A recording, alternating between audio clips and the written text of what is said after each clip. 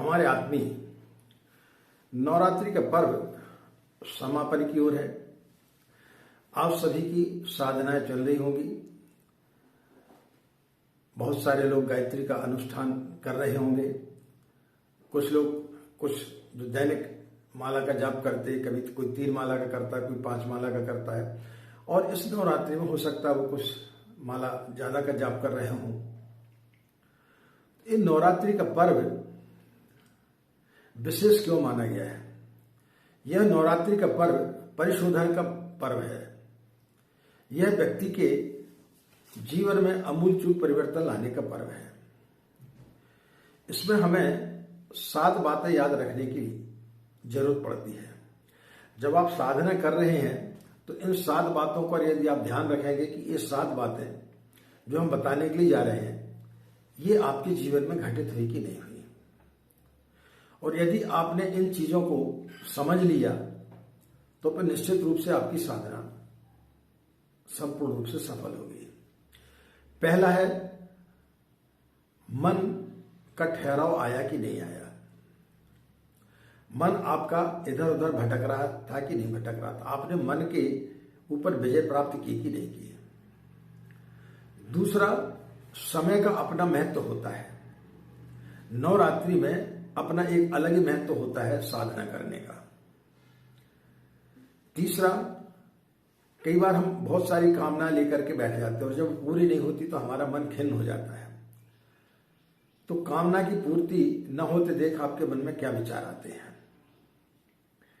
चौथा, हमने इस नवरात्रि में क्या किया और क्या पाया, क्या खोया क्या पाया।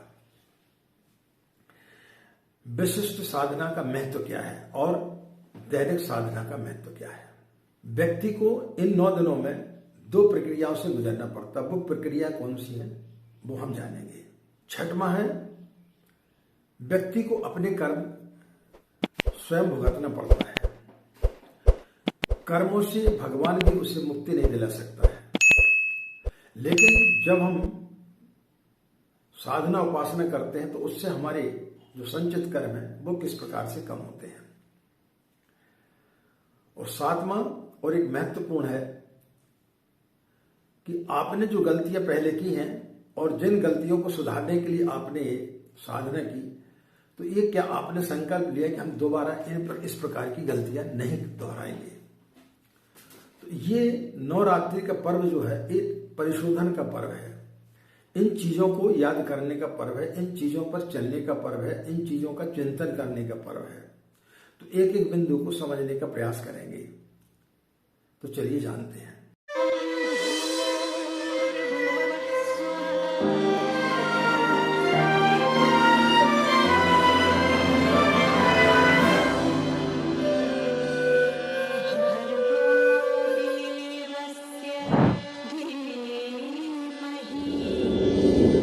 हमारे आदमी जब हम साधना करने बैठते हैं तो व्यक्ति का मन इधर उधर भटकता है। और जब तक हम अपने मन पर काबू नहीं पाते हैं, जब तक हमारा मन स्थिर नहीं होता है, तब तक काम वासनाओं से मुक्त नहीं हुआ जा सकता। मन को पकड़ के हमने रखा है, हम ही को उसे छोड़ना है, लेकिन हम छोड़ नहीं पाते। एक बंदर की कहानी आपने सुनी होगी कि जब शिकारी बंदर को पकड़ने के लिए जाता है तो एक घड़े में कुछ दाने डाल देता है, चने डाल देता है। उसका मुंह छोटा होता है तो बंदर लोभवश उसमें हाथ डालता है और चने को उठाने के लिए मुट्ठी बांधता है। और फिर चूंकि उसने मुट्ठी बांध ली तो वो उसका हाथ उसमें से निकल नहीं पाता और शिकारी उसको पकड़ लेता है। इसी प्रकार से संसार ने आपको पकड़ा नहीं है, हमने संसार में फैली हुई विकृतियों को पकड़ लिया है। व्यक्ति लोभ में, काम में, क्रोध में, ईर्ष्या में, वासनाओं में स्वयं लिप्त है और उसे ऐसा लगता है कि संसार ने हमें पकड़ के रखा हुआ है। संसार को इतनी फुर्सत कहाँ है, परमात्मा को इतनी फुर्सत कहाँ है कि वो आपको पकड़ करके रखेगा। हमने उन चीजों को पकड़ लिया है, बस छोड़ने की देरी है। तो ये नवरात्रि का पर्व आपको उन सारी चीजों से मुक्ति दिलाने का पर्व है। गायत्री मंत्र इन सब सारी चीजों से आपको मुक्ति दिलाता है। वो आपको याद दिलाता है कि आपने जो सारी चीजें आपने पकड़ रखी है, संसार ने आपको नहीं जकड़ा है, आपने संसार को जकड़ लिया है। तो मन पर काबू पाने का ये पर्व है। इसलिए गायत्री की साधना सर्वोपरि मानी गई है, क्योंकि गायत्री मंत्र ही व्यक्ति को सही दिशा पर ले जाने का काम करता है। दूसरा, हमारे मन में विचार आता है कि गायत्री की साधना का नवरात्रि में इतना ज्यादा महत्व क्यों है। समय का अपना महत्व होता है। कैसा महत्व होता है? आपने नदी नाले देखे होंगे। गर्मियों के दिनों में आप नदी को ऐसे पार कर सकते हैं, लेकिन जैसी बारिश आती है उसी नदी को फिर आप पार नहीं कर सकते। समय का परिवर्तन आ गया, बाढ़ आ गई उसमें, तो उस समय आप नदी को पार नहीं कर सकते। भगवान राम से जब भरत मिलने के लिए गए तो लक्ष्मण जी ने देखा कि बहुत सारी सेना को लेकर के आ रहे हैं, तो उनके अंदर क्रोध आया। इसके पहले सारे भाई बड़े प्रेम से मिला करते थे, लेकिन उस समय क्रोध आया, क्योंकि उस समय अलग था। लेकिन जैसे ही पता चला कि ये क्षमा याचना करने के लिए आए, तो फिर स्थिति फिर बदल गई। भगवान राम का अभिषेक होने वाला था और वो अभिषेक की तैयारी कर रहे थे, लेकिन अचानक उन्हें पता चला कि उन्हें वनवास जाना है। समय का अलग महत्व हो गया। तो जो भी समय पर हम जब साधना करते, हर समय का अपना अपना अलग महत्व होता है। तो नवरात्रि में की हुई साधना का अपना एक अलग महत्व होता है। आप किसी मित्र से ऐसे मिलते हैं, वो समय अलग होता है, लेकिन किसी विशिष्ट समय पर जब आप मिलते हैं, आपके घर में कोई विशेष फंक्शन होने वाला, उस समय जब आप उन लोगों को बुलाते हैं तो उनके प्रति आपकी धारणा एक अलग होती है। आपका उनके प्रति एक सम्मान अलग होता है। आप अपने बच्चे की शादी करने के लिए कोई भवन आपने लिया, 2 दिन के लिए, 3 दिन के लिए लिया या 1 दिन के लिए लिया, उस समय आपके भवन का आपका मूल्य अलग है, लेकिन जैसी शादी समाप्त होती उस भवन का मूल्य आपके लिए निरर्थक हो जाता है। तो समय की अपनी एक विशेषता होती है। इसी प्रकार नवरात्रि में जब हम साधना करते हैं तो उसका अपना एक अलग महत्व होता है। नवरात्रि में की हुई साधना का अपना एक अलग ही महत्व होता है। इस समय की हुई साधना अन्य समय से की हुई साधना की अपेक्षा कई गुना ज्यादा आपको लाभ देती है। तीसरी आती है कि जब हम साधना करते हैं तो सबसे पहले हमारे मन में विचार आता है कि हमें मिलेगा क्या। कई लोगों के प्रश्न आते हैं कि आचार्य जी, हम साधना तो करने जा रहे हैं, क्या हमारी बच्ची की शादी हो जाएगी, हमारी ये कामना पूरी हो जाएगी? तो कामना करके हम जब पूजा करते हैं तो वो चीजें नहीं होती पूरी। ईश्वर के पास में व्यक्ति को निष्काम भावना से बैठना चाहिए। एक बड़ी प्यारी सी कथा याद आती है। एक गांव में एक बहुत बड़ा कंजूस था। उसे कहीं से पता चला, कहीं पर वो कथाएं सुन रहा था कि व्यक्ति को पुण्य और पूजा पाठ करना चाहिए, अन्यथा उसके लिए नरक में जाना पड़ता है। अब उसके मन में विचार आया कि ऐसे कैसे पुण्य किया जाए कि मेरे सारे पाप धुल जाए, लेकिन पैसा खर्च ना हो, क्योंकि बहुत बड़ा कंजूस था। तो वो वहां के पंडित के पास में गया। पंडित जी से पूछा कि भाई, मैं अपने पापों को धोना चाहता हूं, लेकिन कोई ऐसा उपाय बताएं कि पूजा पाठ भी हो जाए और मेरा पैसा भी खर्च ना हो, बगैर पैसे की कोई चीज हो जाए। तो उसने बोला कि एक काम करो, शांति कुंज हरिद्वार में निःशुल्क साधना कराई जाती है और वहां पर निःशुल्क ठहरने की व्यवस्था है, खाने पीने की व्यवस्था है, आप वहां पर चले जाएं। बोले वो तो ठीक है, लेकिन वहां तक जाने का तो किराया लगेगा ना, उसका तो पैसा लगेगा। तो फिर आप एक काम करें, बोले भगवान तो भाव का भूखा होता है, आप भगवान को केवल जो है अक्षत पुष्प और फल फूल समर्पित कर रहे। बोले फल फूल और पुष्प भी तो खरीदने मार्केट जाना पड़ेगा, उसमें भी तो पैसा लगेगा। तो पंडित जी ने बोला कि आप एक काम करो, मनसा आप जो पूजा करो। एक पूजा होती है जो आदमी भावना से पूजा करता है। वो भावना करता है कि भगवान सामने विराजमान है, मैं उनको पुष्प चढ़ा रहा हूं, मैं उनको अक्षत पुष्प चढ़ा रहा हूं, मैं उनको प्रसाद चढ़ा रहा हूं, मैं उनका स्नान करा रहा हूं। जब इस प्रकार की बात उसने सुनी तो बड़ा प्रसन्न हो गया, बोला हाँ ये चीज ठीक है, इसमें कोई परेशानी नहीं, इसमें कोई पैसा नहीं लगना। उसने पूजन प्रारंभ की, भगवान शिव की आराधना करने लगा और उसने ध्यान किया कि भगवान शिव जो है समक्ष बैठे हुए हैं कैलाश पर्वत पर, मैं उनके समक्ष बैठा हूं और उनका जो है जल से अभिषेक कर रहा हूं। फिर उसने भावना की कि अब मैं उनका दूध से अभिषेक कर रहा हूं, फिर उनका जो है शहद से अभिषेक कर रहा हूं, फिर अब पंचामृत से अभिषेक कर रहा हूं, अब उनका दही से अभिषेक कर रहा हूं। इसके बाद जैसे वो घी से अभिषेक करने लगा तो उसके मन में विचार आया, घी तो बहुत महंगा हो गया, कुछ ज्यादा ही गिर गया। अब सिर्फ भावना कर रहा है लेकिन उसमें भी उसकी कंजूसी ऐसी कि कुछ ज्यादा गिर गया। तो भगवान को बड़ी हंसी आई। भगवान ने उसका हाथ पकड़ा, बोले तू भावना में भी मतलब जो है कंजूसी कर रहा है, भावना कर रहा है सिर्फ, उसमें भी तुझे दिखाई दे रहा है कि घी मैंने ज्यादा छोड़ दिया। तो ये हमारी प्रवृत्ति होती है। हम भगवान के पास बैठते हैं तो सबसे पहले देखते हैं कि हमें क्या मिलेगा, और उसमें भी हम जो है नाप तोल करते हैं कि कहीं हमने 9 दिन की साधना की और हमारा 1000 रुपया खर्चा हो गया, घी का दीपक जलाना पड़ेगा, पूजा पाठ करना पड़ेगी, माला खरीद के लाना पड़ेगा, फोटो खरीद के लाना पड़ेगा, लेकिन उतना यदि हमें नहीं मिला तो ये कंजूसी व्यक्ति करते रहता और सोचता है कि बगैर कुछ किए हमारी साधना सफल हो जाए और हमारे सारे पाप जो है वो नष्ट हो जाए। ऐसा नहीं होता है। व्यक्ति को कर्म करना पड़ता है, व्यक्ति को भगवान के पास बैठना पड़ता है, तब उसकी चीजें पूरी होती हैं। उसके बाद आता है हमने क्या पाया क्या खोया। इन नवरात्रि के समय पर जो साधना की जाती है उसको विशिष्ट साधना के रूप में माना जाता है। बाकी समय पर आप क्या कर रहे हैं, 1 माला कर रहे हैं, 3 माला कर रहे हैं, 5 माला कर रहे हैं, कोई फर्क नहीं पड़ता।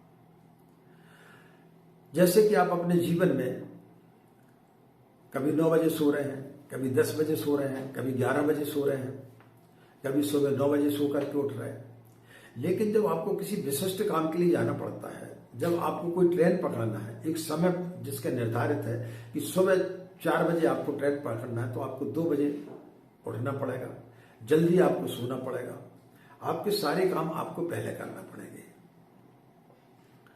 आपको कहीं बाहर जाना है तो आपको उसकी तैयारी करना पड़ेगी, आपको कपड़े भी ज्यादा रखना पड़ेंगे। इसी प्रकार से जब हम कोई विशिष्ट साधना करते हैं तो वो अन्य साधनाओं से, दैनिक साधना से थोड़ी ऊपर हो जाती है। इसमें आपको सारी चीजों का ध्यान रखना पड़ता है कि हमको प्रतिदिन 27 माला का जाप करना है। दैनिक साधना में कभी आप आगे पीछे भी कर सकते हैं, लेकिन इसमें आपको एक निश्चित संख्या का आपको जाप करना है। नियमित रूप से आपको 27 माला का जाप करना है, इससे आगे पीछे आप नहीं कर सकते। निश्चित समय पर आपको उठना है। ऐसा नहीं कि आप कभी 4 बजे उठ गए, कभी 5 बजे उठ गए, कभी 6 बजे उठ गए। विशिष्ट साधनाओं में सारी चीजों को साधना पड़ता है, तो आपको एक निर्धारित समय पर आपको साधना करना पड़ती है। तो आपने निर्धारित समय पर साधना की कि नहीं की? आपने नियमित रूप से 27 माला का जाप किया कि नहीं किया? कठोर व्रत करना पड़ता है। बाकी समय पर आप बोलते हैं, लेकिन इन 9 दिनों में आप मौन रहते हैं। आपको अपनी वाणी पर कंट्रोल करना पड़ता है, आपको अपनी वासनाओं पर कंट्रोल करना पड़ता है, भूमि सहन करना पड़ता है, ब्रह्मचर्य से रहना पड़ता है, अपना काम स्वयं करना पड़ता है। जिस प्रकार से आप दाढ़ी बढ़ाते हैं, जवारा रखते हैं, कलश जो आप घट स्थापना करते हैं, तो जब आप 9 दिनों के बाद देखते हैं कि आपकी दाढ़ी बढ़ गई, आपके जो है जवारे काफी बड़े हो गए, तो फिर चिंतन करने का समय है कि आपकी साधना इतने समय में 9 दिन में इसी प्रकार से बढ़ी कि नहीं बढ़ी, कि आप सिर्फ जो है ओम भूर्भुवः स्वः जपते रहे, केवल आप अक्षत पुष्प चढ़ाते गए, आपकी साधना में वृद्धि हुई कि नहीं हुई। जिस प्रकार से कि नित्य आपकी दाढ़ी बढ़ती गई, नित्य आपने घट स्थापना की और उसमें जवारे बढ़ते गए, ये सिर्फ एक संकेत मात्र है। ये हमें बताते हैं कि इसी प्रकार आपकी साधना बढ़ रही है कि नहीं बढ़ रही है। इस चीज का आपको ध्यान रखना पड़ेगा। तो इन चीजों का आपने ध्यान रखा कि नहीं रखा, इस पर आपने बाकी जो शेष दिन बचे इस पर आप विचार करें। इन 9 दिनों में आपको 2 प्रक्रियाओं से गुजरना पड़ता है। पूज्य गुरुदेव ने बताया है कि जब आदमी साधना करता है तो पहली प्रक्रिया धुलाई और दूसरा रंगाई। जब आप कहीं बाहर जाते हैं तो सबसे पहले आप क्या काम करते हैं? कपड़ों को धोते हैं, प्रेस करते हैं, अच्छे कपड़े पहनकर जाते हैं, कोई गंदे कपड़े पहनकर तो नहीं जाते, और फिर उनकी रंगाई करते हैं। इसी प्रकार से जब हम साधना करते हैं तो साधना करते समय हमारी आत्मा की धुलाई हमें करना है। हमने अपने अंदर के जो मैल है, काम के, क्रोध के, वासना के, लोभ के, ईर्ष्या के, इन सब की हमने धुलाई की कि नहीं की, और उन धुलाई करने के बाद में उनकी रंगाई की कि नहीं की, उनमें मां गायत्री का रंग चढ़ा के नहीं चढ़ा, उसमें पूज्य गुरुदेव का रंग चढ़ा के नहीं चढ़ा, आप जिस शक्ति के पास बैठे उस शक्ति का रंग आपके ऊपर चढ़ा के नहीं चढ़ा। उपासना का अर्थ होता है कि पास में बैठना, आप जिस शक्ति के पास बैठे वैसे आपके ऊपर गुण आने चाहिए। आप एक संत के पास बैठेंगे तो वैसे विचार आपके अंदर आते हैं, आप एक शराबी के पास बैठते तो वैसे गुण आपके पास आएंगे, आप धूप में बैठेंगे तो धूप के गुण आएंगे, आप किसी ठंडे स्थान पर जाएंगे तो उसके गुण आपके आएंगे। तो जब आप ईश्वर के पास बैठे, गुरुदेव के पास बैठे, माँ गायत्री के पास बैठे, तो आपके अंदर उस प्रकार के विचार आए कि नहीं आए, आपके अंदर उस प्रकार के गुणों का आविर्भाव हुआ कि नहीं हुआ, उस प्रकार के गुण आपके अंदर आए कि नहीं आए, ये चिंतन का विषय है। तो ये 2 काम आपने किए कि नहीं किए इन दिनों में? इन 9 दिनों में आपने आपकी धुलाई और रंगाई की कि नहीं की? तो यदि आपने कर ली, इसमें आपने काबू पा लिया, तो आपकी साधना सफल हो गई। 6वां, हमारे कर्म हमारा पीछा नहीं छोड़ते हैं। उन कर्मों से मुक्ति का उपाय है ये। उन कर्मों से कैसे छुटकारा पाए, उन कर्मों से को बीज से वट वृक्ष होने से कैसा रोका जाए। एक संत अपने शिष्य के साथ में चले आ रहे थे, अचानक उन्होंने बोला कि जल्दी से धोती फाड़, धोती फाड़। उनको समझ में नहीं आया, लेकिन अब गुरु का आदेश था, उन्होंने जल्दी से धोती फाड़ी। उसी समय उन्होंने देखा कि उनके सिर के ऊपर आकर के एक पत्थर लगा। उन्होंने बोला पट्टी बांध दे। तो शिष्य ने बोला कि महाराज, जब आपको पता था कि आपको पत्थर लगने वाला है तो आपने रास्ता क्यों नहीं बदलती, आप इसी रास्ते से क्यों आए? तो उन्होंने बोला कि ये जो कर्म छोटे रूप में आ रहा था, यदि मैं इसको बचा लेता तो फिर पता नहीं बाद में ये पहाड़ के रूप में मेरे ऊपर आता, इसलिए मैंने इस कर्म को ले लिया। तो हम अपने कर्मों से मुक्ति पाने का इस नवरात्रि में काम कर रहे हैं कि नहीं कर रहे, ये आपको चिंतन करने का विषय है। हमारे जो पूर्व संचित कर्म हैं उनको नष्ट करने का ये पर्व है, ताकि हमारे जो बुरे कर्म हैं वो बीज रूप से वृक्ष में परिणत ना हो पाए, छोटे में वो कर्म हमारे नष्ट होते हुए चले जाए। इस प्रक्रिया को हमें आगे निरंतर बढ़ाते रहना है। तो ये काम आपने किया कि नहीं किया? कई बार लोगों का प्रश्न आता है कि गुरुजी हमें साधना करते समय हमें बुखार आ गया, साधना करते समय हमारा हाथ पैर कांपने लगे, साधना करते समय हमारा ये अनर्थ हो गया। अनर्थ कुछ नहीं होता, आपके पुराने कर्म जो है ईश्वर उनको काटता है। वो कर्म छोटे रूप में आपके कट के चले जाते हैं, इनसे हमें भयभीत नहीं होना चाहिए। आपके कर्म ईश्वर काटने का काम करता है इस नवरात्रि में। तो गायत्री मंत्र का जब हम जाप करते हैं तो वो हमारे कर्मों को क्षय करता, हमारे कर्मों को धीरे धीरे काटते हुए चला जाता है, ताकि वो वट वृक्ष के रूप में परिणत न हो पाए। तो ये परिशोधन का पर्व है।